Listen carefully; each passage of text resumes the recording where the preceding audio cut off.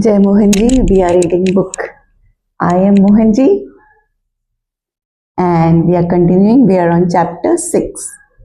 It is Guru who brings us to him. We feel that we are going to the masters and that it's us, the ever so egoistic self, who believes that it is us who have worked our way to God. My experiences have taught me that it's not true. It is the masters who bring us to them. There is a thread of Guru Tattva gently pushing us and helping us reach our destination. I had been following the teachings of Sri Ramakrishna Paramahansa prior to meeting Mohanji.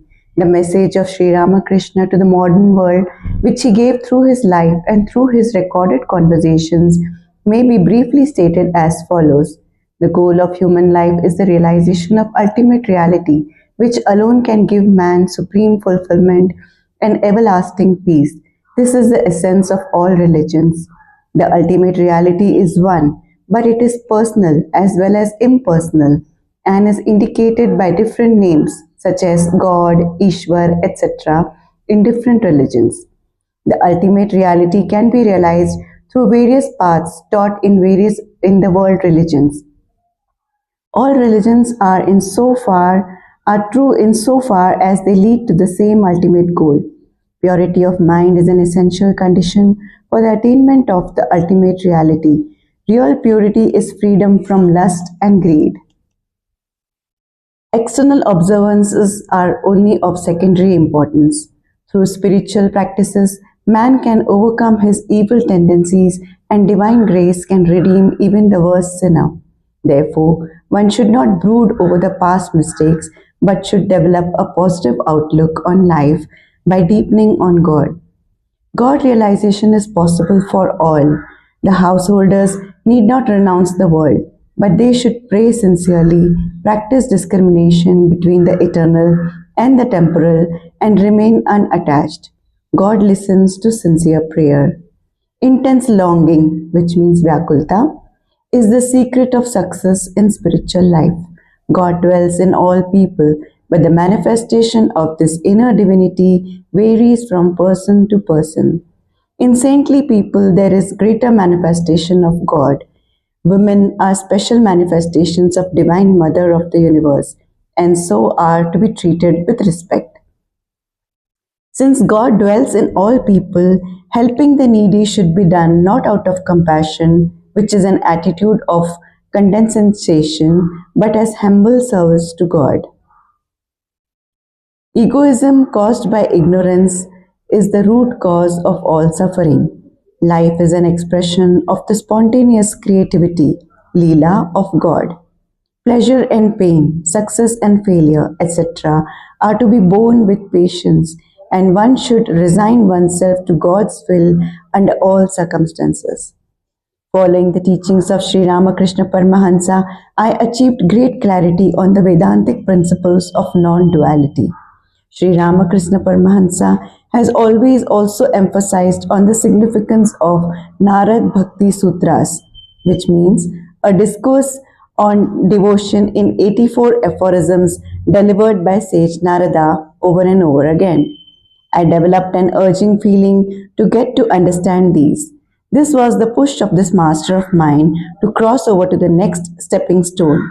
This search of mine then brought me to the lotus feet of another great master, Jagat Uttam Sri Kripaluji Maharaj. Here is a picture of Sri Ramakrishna Paramahansa, Ma Sarada Devi, and Swami Vivekananda.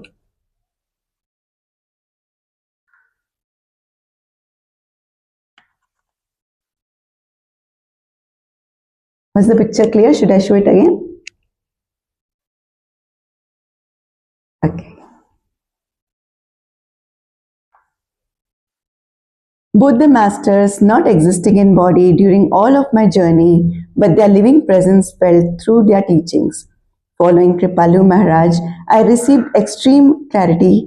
Following Kripaluji Maharaj, I received extreme clarity about the fundamental knowledge of truth, which means Tattva Gyan. He explains that there are only three eternal entities: Brahma, Jeev, and Maya.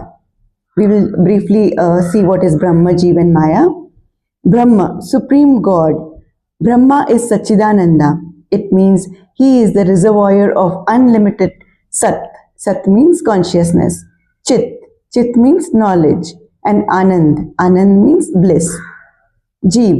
All living beings are a fraction of Sat, which is God's power of consciousness. Being part of the power of consciousness, Jeev, which means the soul, eternal and divine, is conscious and endowed with knowledge and happiness. Maya. The third entity, Maya, is also a power of God. Unlike us, it is inert. The entire sansar, which means the world, is the manifestation of Maya. All the work of Maya is carried out by God Himself. That's why none can overcome Maya on their own.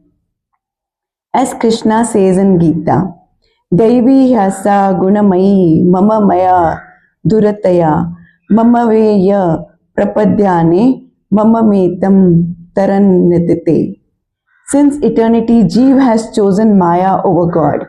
This Maya is my power. It consists of the three gunas, and no one can overcome it on their own. Only those who are fully surrendered to me are able to cross this ocean of Maya by my grace. My foundation got laid really strong. My intellect was satisfied with all the knowledge it needed. A satisfied intellect then allowed my other faculties to walk ahead the path. Jagat Guru Sri Kripaluji Maharaj has also delivered a unique and powerful series explaining Narad Bhakti Darshan. I got the opportunity to watch these discourses on YouTube.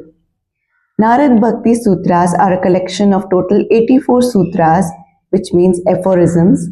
Sage Narad is a descendant of God, and Narad Bhakti Darshan has been written for Kali Yuga, the current age. I shall give some glimpses of these sutras. You will surely feel this hitting the devotion chord very deeply. One day, Radha found a gopi crying and asked, "Has that naughty Krishna troubled you?" The gopi replied, "No, I am crying because of the troubles inflicted by my mother-in-law and because I wasted my whole day being upset with her instead of thinking of Krishna." Another day, Narada saw a gopi meditating and was compelled to ask her, "Why are you meditating?" She answered, "My mind is full of Krishna all day and I am unable to do any work, so I am meditating to get Krishna out of my mind." Narada Muni was stunned by this declaration. Everyone meditates to hold Bhagwan in the mind for a minute, and this gopi could not get him out of her mind even for a minute. Narada saw that whatever the gopis did was for Krishna. They woke up in the morning and chanted his name. Throughout the day, whatever they did, it was to chant of Krishna, Krishna. In return, he declared, "I shall manifest myself for the love of these gopis who have surrendered themselves completely to me."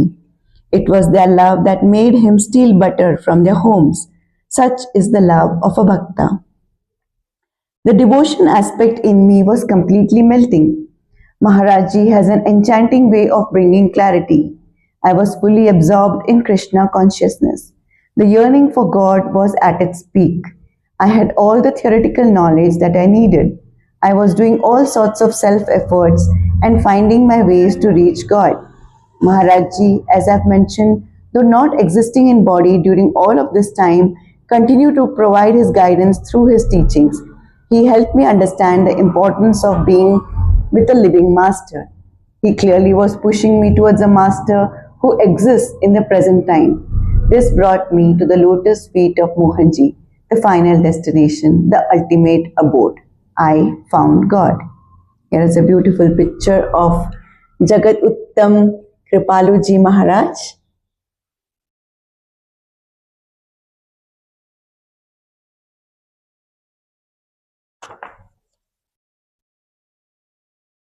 We read the next chapter, chapter 7, some more stories about living scriptures. Here are some more stories that Mohanji has graced upon me to live in real time. The subtitle, Sudama carries rice flakes to Krishna. I will now once again take you back to my first meeting with Mohanji at the retreat in Pennsylvania. I have always enjoyed reading scriptures. The stories are timeless and bring a lot of tranquility. The names of God are like Amrit, which means holy water. The mere utterance of the sweet sounding names of Rama and Krishna immerses us in peaceful states. I was preparing for my trip, my mind, body, soul fully believing that I am off to meet Krishna in Mohanji's form. My personality felt completely dissolved, and every bit of me was in the character role play of Sudama, fully connected to the frequency. You may be able to recollect that I have described my condition in life at that point in time to be at the lowest. So when I read Sudama's story, I am able to resonate with his condition, where he has been reduced to bones due to harsh wear and tear of life. And then he so decides to walk to Krishna's palace, not to ask for anything, but just to meet him, because he knew just meeting him was good enough to help him out of his troubles. Here is a picture of Krishna's friend Sudama, who was very poor, went through a lot of poverty, and is reduced to bones. By his side is his wife and a son, you can see, and you can see the poverty in which they are living, like they don't even have a morsel of food at home. That dire the condition is.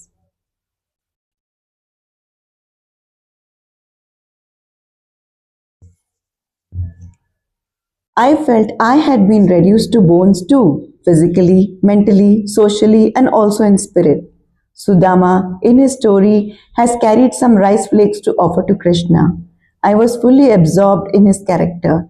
I too decided to carry rice flakes for Mohanji. I had an undoubting faith that as Sudama had benefited, Mohanji as Krishna would surely be able to help me out. And yes, he filled me both hands. Just like Krishna did to Sudama, he gave me the joy of having two lokas, worlds. It is symbolical. It is an expression of immense joy, bliss, and fulfillment that happened. So, this is how I began my journey with Mohanji, enacting a scripture, and he lovingly continued to bring me similar experiences. The next subtitle, Valmiki chants Mara Mara. I was now kind of obsessed with living scriptures. During Empowered 5, Mohanji has taught us a breath pattern, which is a count of 4 on inhalation, 1, 2, 3, 4, and a count of 8 on exhalation, 1, 2, 3, 4, 5, 6, 7, 8. My mind, which was now set on relating everything with the scriptures, was trying to find a similarity with the story from a scripture that I am narrating here. Narad Muni instructed Ratnakar, who is a dacoit, who was a dacoit then, to chant the name of Lord Rama constantly. Being a great sinner, Ratnakar was unable to utter the name of the Lord, but saints have their mysterious ways of gracing great sinners. Naradji suggested to him to repeat the word Mara, since after pronouncing this word once, he would naturally pronounce Rama in rotation. Like when I say Mara, Mara, Mara, Mara, Mara, Mara, it sounds Rama, Rama, Rama, Rama, Rama, Rama. Ratnakar started pronouncing Mara, Mara, Mara, Mara. Naradji instructed him to continue chanting Mara, Mara, Mara till such time as he came back. So strong was his renunciation and so firm was his faith in the words of his Guru that questions such as when my Guru would come back, how long should I chant Mara Mara, etc. did not cross his mind. He continued to chant Mara Mara Mara for thousands of years. During this time, termites made his body their home. Naradji was immensely pleased with his devotion, and after thousands of years of chanting the Lord's name, when all his sins were washed away, Naradji appeared in front of him to enlighten him. Sage Narad restored his body back to its original form and granted him a new name, Valmiki, which means the home of termites. My mind was in a manipulative mode. I was thinking maybe like Sage Valmiki, chanting 1, 2, 3, 4 and 1, 2, 3, 4, 5, 6, 7, 8 repeatedly may turn up to some mantra for me. But with such a beautiful journey going on, I didn't want to spoil it with manipulations of mine. I wanted to practice in complete honesty through all my activities. I ignored all the manipulations of the mind and tried to just focus on practicing the breath pattern as given by Mohanji. For quite many days, I repeatedly chanted 1, 2, 3, 4 on inhale and 1, 2, 3, 4, 5, 6, 7, 8 on exhale as per Mohanji's instructions. Amazingly, this actually was beginning to take the shape of words in a rhythmic pattern. Chanting for some more period of time, I was now having a complete set of words, a clear mantra. A mantra completely unique and just meant for me in specific. A mantra that I can comfortably relate to. A mantra that materialized by itself. Beautiful story, ain't it? So we can stop here for today. Stay blessed, practice veganism, cause no harm to animals.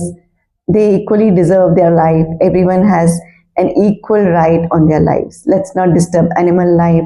Let's practice veganism. Thank you, Jai Mohanji.